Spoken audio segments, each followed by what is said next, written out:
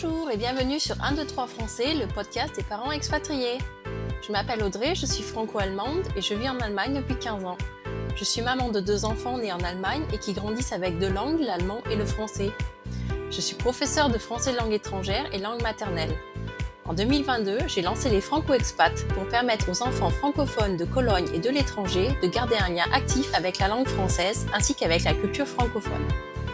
Aujourd'hui, je lance le podcast 1, 2, 3 Français afin de donner la parole aux parents expatriés sur leur expérience de l'éducation bilingue au quotidien de leurs enfants. J'accueillerai aussi des professionnels qui apporteront des conseils et donneront des idées pour soutenir ces familles expatriées. Bonne écoute!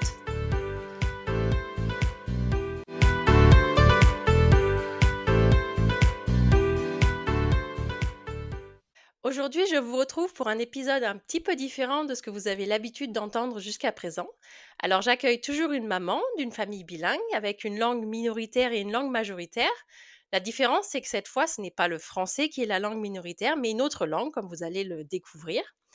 J'avais en effet le souhait de pouvoir aussi interviewer d'autres familles bilingues et pas seulement des familles où le français est minoritaire, pour découvrir d'autres expériences et vécus, et notamment en fonction de la langue minoritaire, de comment elle est vue dans les autres pays, comment elle est acceptée, etc.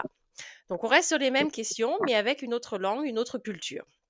Et j'en profite pour lancer un petit appel. Si vous ou si vous connaissez une famille qui est dans cette situation, vous pouvez volontiers me contacter pour réaliser un nouvel épisode. J'ai donc le plaisir d'accueillir Lisa, maman allemande qui vit en France avec ses 2 enfants. Bonjour Lisa. Bonjour. Alors, est-ce que tu peux te présenter? Oui, donc moi c'est Elisa, je suis allemande. Ça fait presque 14 ans que je vis en France et depuis presque 8 ans en Bretagne. Donc je suis arrivée en France, on va dire, pour les études et je suis toujours là. Finalement, grâce à mon mari, on va dire, qui est breton et du coup, voilà, c'était le déménagement après Marseille, Chambéry jusqu'à Rennes et maintenant en pleine campagne avec nos 2 filles qui ont presque 3 et presque 6 ans. Donc, elles vont encore à l'école maternelle. Oui, c'est ça. D'accord. Mmh. Et alors, donc, elles parlent français et allemand? Les 2 langues, français très bien et allemand bien, je dirais. C'est quand même une différence, mais elle parle bien les 2 langues. Alors, comment se passe la transmission de l'allemand avec tes enfants?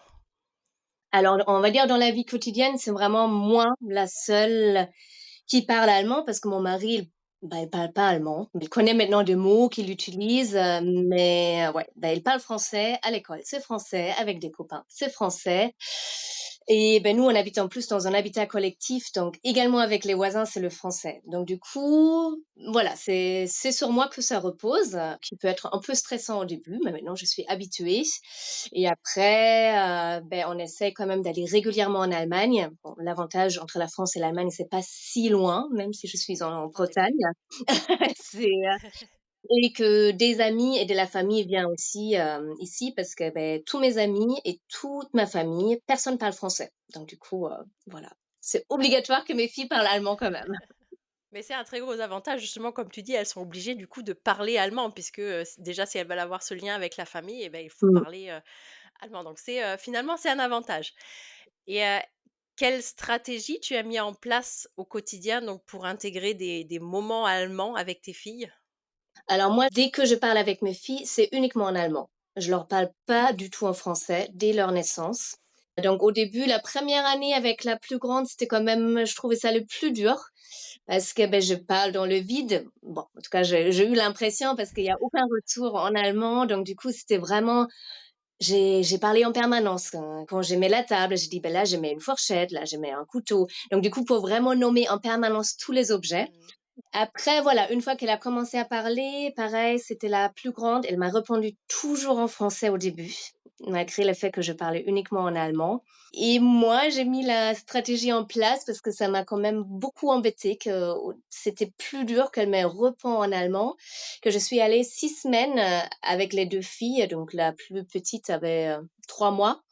Je suis allée chez mes parents pendant 6 semaines et la grande était 4 semaines, à la crèche en Allemagne, du coup à 3 ans. Et depuis, elle me répond systématiquement en allemand. Ça, c'était vraiment le déclencheur, d'avoir, je pense, déjà 6 semaines, c'est assez long et surtout d'être dans une crèche, pendant 4 semaines, même si elle allait que les matins. Mais vraiment d'entendre que qu'il y a d'autres personnes que moi qui parlent en permanence allemand, je pense que ça aide quand même beaucoup. Oui, cette immersion, c'est vraiment un très, très gros atout quand on a la chance de pouvoir le Mmh. faire. C'est et comment est vu l'allemand, alors dans ton entourage francophone, dans ta région? Alors la Bretagne, je dirais, l'allemand est inexistant.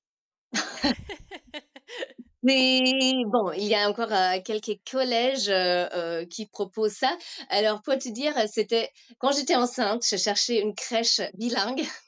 Je suis arrivée au lycée. Donc je me suis dit: «Bon, vu que l'enfant est même pas né, je veux pas me précipiter pour, trouver un lycée directement». Donc ça démarre uniquement au collège. Je dirais globalement, l'allemand est vu comme une langue assez moche. Ça reste encore dans les têtes, des Français. C'est aussi encore le cliché que c'est très compliqué. Bon, alors je veux pas dire que c'est une langue super facile, mais et du coup que c'est uniquement accessible pour des très bons élèves. Donc du coup, les classes d'allemand, c'est que des super élèves. C'est un peu ça les stéréotypes ou, préjugés qu'on peut avoir sur l'allemand. Ça a pas changé depuis que moi j'étais à l'école, c'était exactement les mêmes clichés. C'était, il y a déjà un certain nombre d'années. Non, j'avoue, c'est ouais, c'est un peu déprimant, mais bah, c'est comme ça. J'ai accepté maintenant. Alors tu dis que tu as cherché des crèches. Je vais parler au niveau national. Je pense que tu connais pas tout évidemment, mais moi je suis en Allemagne, je sais qu'il y a beaucoup de crèches, écoles, bilingues, français-allemand. Oui. Est-ce que tu sais si en France, il y a quand même des structures français-allemand? Alors, beh, déjà à Rennes, donc c'est à 30 minutes, de là où on habite, il y a quand même un lycée, donc les Abibac qui existent. Donc même en Ah OK. Bretagne, ça existe, mais bon, faut avoir 15 ans pour l'intégrer, donc Eh oui. c'est pas tout de suite. Donc ça, je pense qu'il y a vraiment un peu partout en France. Et sinon, pour vraiment avoir quelque chose dès la maternelle ou dès la crèche, c'est à Strasbourg ou à Paris. C'est vraiment très limité, ça a rien à voir avec les écoles Mmh. françaises qui sont partout. C'est Ouais, ouais. et donc ici, oui, c'est des écoles sinon breton qu'on peut avoir. Mais au niveau national, ouais, c'est vraiment Strasbourg et Paris où c'est très concentré, ou bon, tout l'Alsace, même, j'imagine dans des petites villes aussi ça, ça existe. Mais dès qu'on est plus loin de la frontière, c'est beaucoup plus compliqué quand même à trouver. Et alors dans ton entourage, comment ça a été vu de manière générale le bilinguisme et plus précisément avec l'allemand? Est-ce que ils ont bien réagi ou moins bien réagi? Si, bah, tout le monde considère quand même que c'est une chance pour mes enfants, d'avoir directement 2 langues. On va dire l'allemand, même si c'est vu comme une langue moche, c'est quand même vu comme une très bonne langue à apprendre parce que c'est on va dire voilà, comparé à d'autres langues, je pense que l'allemand est quand même très bien vu, parce que, on voit les avantages pour les enfants et tout ça, donc c'est pas avec, toutes les langues aussi, faut se le dire. Beh, même à l'école aussi, vu que j'ai fait 2 fois les projets de partir de 6 semaines, donc en Allemagne avec les filles. Donc c'est uniquement la grande qui était scolarisée, donc elle était une fois en petite section et là en grande section. Donc elle était déscolarisée, du système français où c'est obligatoire pendant 4 semaines et la directrice et le maître, ils m'ont clairement encouragée de les faire. Donc eux aussi, ils voient un intérêt que ben l'enfant, il connaît bien la culture, bon, de la maman du coup et qu'il parle très bien aussi cette langue-là. Oh, c'est super que ce soit Ouais. si bien accueilli, alors de manière générale, mais que tu aies même, pas eu de «bâton dans les roues», on va dire entre guillemets, pour déscolariser ta fille, comme tu dis, pour partir, autant de temps en Allemagne. Parce que je pense pas Alors que ce soit toutes les écoles qui soient aussi, non, cool, on va dire. non, donc on a vraiment une super école. Après les rectorats, c'est encore d'autres choses. Mais bon, Voilà. l'école en tout cas nous a soutenus et dans mon environnement, oui, c'est vraiment, elle voit ça très bien. Après, je vois parce que du coup, vu que je parle toujours allemand avec mes filles, bon et maintenant tout le monde est habitué, mais du coup, personne comprend ce que j'ai dit. Mais, bon après, globalement, on voit quand même, si je m'énerve, si je suis, voilà, tranquille, et qu'il y a d'autres enfants français qui sont là, je parle quand même allemand avec mes filles. Bon, dès que c'est un truc qui les inclut, bah, forcément je passe au français. Et alors pour revenir, donc on a parlé des écoles maternelles, des écoles. Est-ce qu'il y a d'autres actions locales qui sont mises en place pour soutenir l'allemand chez les petits Allemands? Alors je sais pas, par exemple des mamans qui se retrouvent ou des familles ou des associations peut-être? Alors j'ai eu au début, donc quand je suis devenue maman, donc les premiers mois, j'étais quand même en lien avec notamment 2 ou 3 autres mamans allemandes parce qu'en fait, J'ai l'impression que toutes les Allemandes accouchent dans la maison de naissance à Rennes. C'est quand même pas très connu en France et du coup, la sage-femme, elle nous a connectés parce que, on était 4 mamans allemandes qui ont accouché pendant 3 mois et donc on s'est vus un peu, pas la suite, mais entre, le covid et on était quand même pas proches parce que tout le monde était à 30 minutes de Rennes, donc du coup, ça peut quand même faire une distance vite, d'1 heure. Donc ça a pas tenu. Mais du coup, la première année, on s'est quand même vu un peu et je vais le revoir 1 à 2 fois dans l'année parce qu'il y a aussi un centre culturel franco-allemand à Rennes même, qui propose parfois des activités.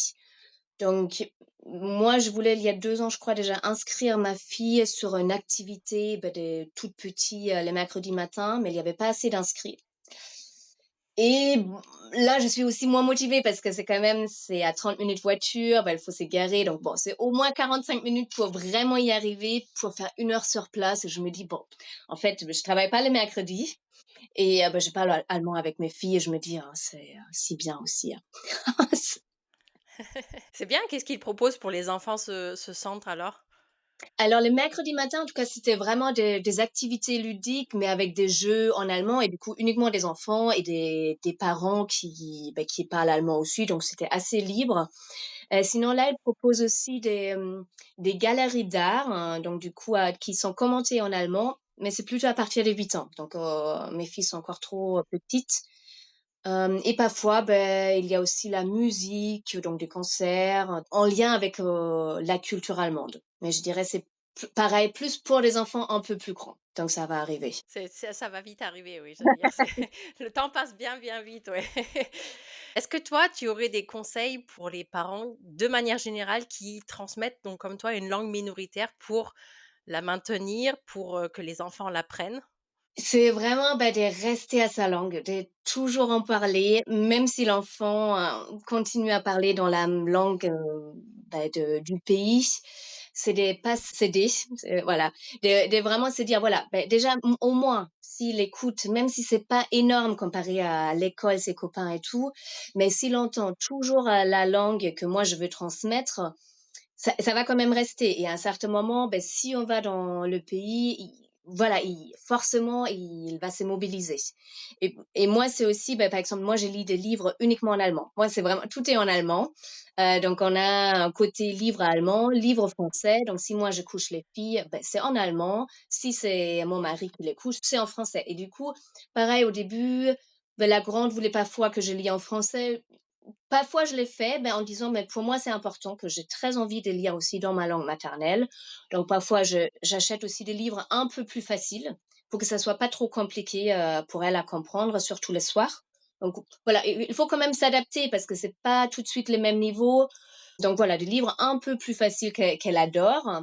Toute la musique est en allemand. Par exemple, dans les voitures, mais mon mari aussi, il a que des CD en allemand. Donc du coup, on écoute les C'est pratique. chansons, oui, parce que, chez la nounou, à la crèche et à l'école, ils apprennent que des chansons Et oui. françaises et aussi la télé, du coup, pour la grande, c'est en allemand. Donc du coup, je me suis dit, c'est pareil parce que ça, c'est un côté très sympathique. Donc tout ce qui est sympa, en fait, faut faire dans la langue Et oui. dans ma langue maternelle je et pareil, au niveau de la télé, de pas choisir directement un film trop compliqué qu'elle pourra déjà voir en français, mais de se dire plutôt quelque chose de plus facile, comme ça elle comprend bien. Bon, que ça doit quand même être quelque chose rigolo ou comme, elle regarde aussi parfois la Pat' Patrouille ou Paw Patrol. Pareil, ça, c'est facile, je peux le faire en allemand. Mais les conseils, c'est vraiment de pas céder et continuer et à un certain moment, ça fonctionne. Et comme tu dis, je trouve que tu le dis très bien, justement, de choisir des choses qui fassent plaisir. Oui. C'est évidemment, ça passe toujours beaucoup plus facilement avec les enfants, hein, et les livres, quand ils sont un peu plus grands, la télé, c'est en effet leur moment plaisir. Donc c'est des très bonnes Mmh. idées, à appliquer, facilement au quotidien. Alors nous 2, on s'est connus par Instagram. Tu as un compte Instagram où tu postes régulièrement, des différences, que tu constates entre la France et l'Allemagne, qui sont, toujours très fascinantes à découvrir. Enfin moi je les connais évidemment puisque je suis en Allemagne, mais, je trouve que pour les autres c'est très intéressant et il y a à peu près un mois, je crois, tu avais posté une vidéo justement sur la transmission de la langue et donc d'une langue minoritaire, donc le l'allemand dans ton cas, et il y avait dans les commentaires des mamans allemandes en France qui ont dit qu'elles avaient honte de transmettre, une autre langue, notamment l'allemand. Et bien, on revient toujours à cette histoire, entre la France et l'Allemagne, même si c'était il y a 80 ans, il y a pour certains, c'est encore, très présent et très difficile. Qu'est-ce que tu dirais, toi, à ces gens qui ont honte de transmettre une autre langue et notamment l'allemand pour les convaincre que, bah, il ne faut pas avoir honte et qu'on peut transmettre, cette langue maternelle?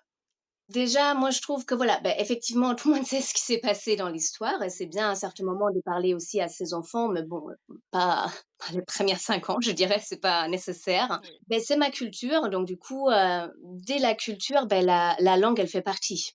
Donc moi, j'ai envie, déjà de transmettre ma culture, mais j'ai envie de transmettre la langue pour qu'il y ait un lien, avec tout ce qui m'est lié à mon pays, donc avec ma famille, avec mes amis et du coup, si on parle uniquement de la honte sur le passé, la France clairement aura pas le droit d'enseigner les français non plus à ses enfants. Donc je trouve ça je pense qu'il y a aucun On est pays qui d'accord. peut se dire moi, ma langue, il y a vraiment zéro des choses qui se sont passées dans le passé, donc moi, je peux transmettre, hein, donc non, tout le monde a voilà, l'Allemagne a clairement plus de choses à porter que plein d'autres pays, hein, donc mais c'est, voilà, même si ça sera quelque chose qui aura actuellement lieu, donc c'est pas non plus parce qu'il y a AfD, en Allemagne que je dis: je vais plus transmettre ma langue, j'ai honte». Non, ça fait partie et c'est plutôt plus tard d'en échanger avec ses enfants. Qu'est-ce qui s'est passé pour aussi avoir, les retours que moi je peux donner et pas uniquement l'école française. Donc ça c'est à un certain moment, ça va être peut-être compliqué pour mes filles, hein. C'est je sais pas comment l'histoire est enseignée en France, mais j'ai voilà, hem, de se sentir coupable.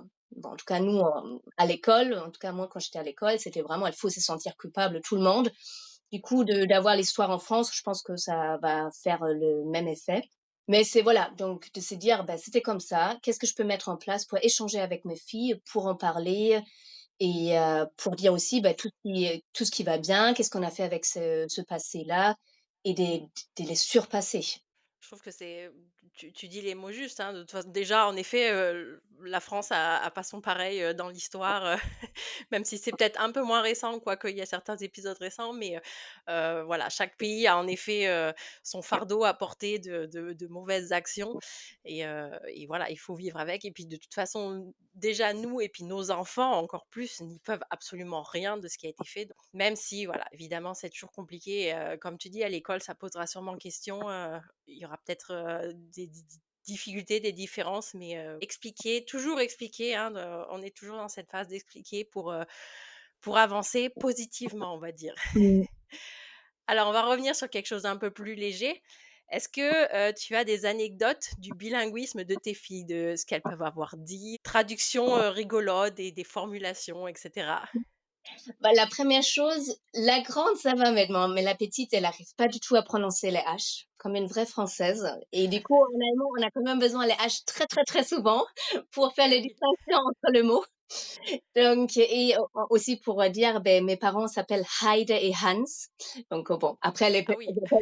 elle les appelle pas forcément par les prénoms, mais c'est quand même marrant quand elle dit ça et les 2, ça c'est quelque chose que j'arrive pas à enlever. Ils disent toujours, «Ich habe kalt», «Ich habe heiß». Donc c'est vraiment la traduction directe de «j'ai froid», «je chauffe» et ça passe pas. Parce que du coup, j'ai pas envie de toujours dire: «Non, c'est faux», donc je le redis: «Mir ist kalt, mir ist heiß», mais aucun enregistrement. Ça reste comme ça et pareil, du coup, souvent, je trouve que aussi ça, c'est peut-être, intéressant à savoir pour moi, l'enseignement ou la transmission d'une langue, ça se passe toujours par des vagues. Là, les filles sont dans une vague assez basse parce que, c'est la fin de l'école, donc ça fait un moment qu'on n'était pas en Allemagne et du coup, il y a que moi qui parle. Dans une semaine, il y a mes parents qui viennent pendant une semaine. Après nous, on va aller en Allemagne et donc là, elles vont remonter au niveau du lexique et de la manière de s'exprimer au niveau de la grammaire, donc ça va être vraiment pendant l'été. Je sais que ça va être monté et après, fin octobre, c'est de nouveau très bas et du coup, moi, fin octobre, début novembre, je veux de nouveau retourner en Allemagne et du coup, c'est voilà, c'est vraiment des vagues qui se suivent et là, actuellement, ma grande, elle utilise dans tous les 2 phrases un mot en français, mais je pense elle est fatiguée Pour elle, c'est plus facile de parler français. Donc elle me parle toujours en allemand, mais avec de plus en plus de mots en français et c'est pas évident à comprendre parfois. Du coup, tu là: «OK, qu'est-ce qu'elle veut me dire exactement?» parce qu'en plus, elle parle très vite et beaucoup et la petite, elle utilise toujours les comme. Comme du, comme der Baum. Elle peut pas utiliser les comme, en allemand. Donc elle parle pareil en allemand, mais c'est un mot qu'elle veut pas. Elle veut pas l'intégrer en allemand. Et je trouve que c'est très juste ce que tu dis avec les vagues. Je le vois moi chez mes enfants et je crois que c'est beaucoup de familles bilingues qui le voient avec les enfants et qui attendent. On est à la veille des vacances scolaires d'été, là, au moment où on enregistre. Et je crois qu'on est énormément de parents à attendre le retour au pays natal pour que les enfants fassent un bond Ouais, dans la deuxième langue. carrément. Oui et du coup, de pas déprimer quand on est vraiment en bas de la vague et se dire: «Voilà, ça remonte rapidement» et les enfants, après Exactement. une semaine déjà, c'est on sent la différence du niveau, hein. C'est vrai, hein.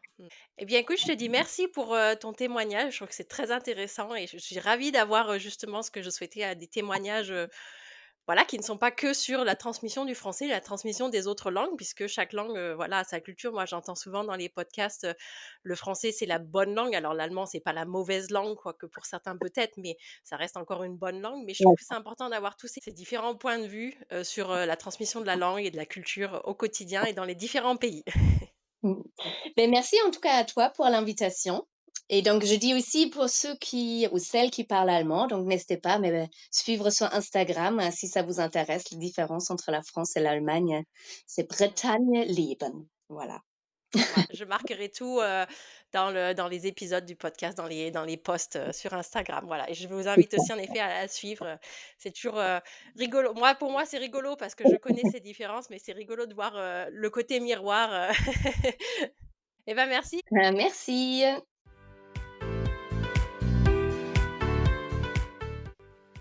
J'espère que cet épisode vous a plu et je vous donne rendez-vous bientôt pour un nouvel épisode.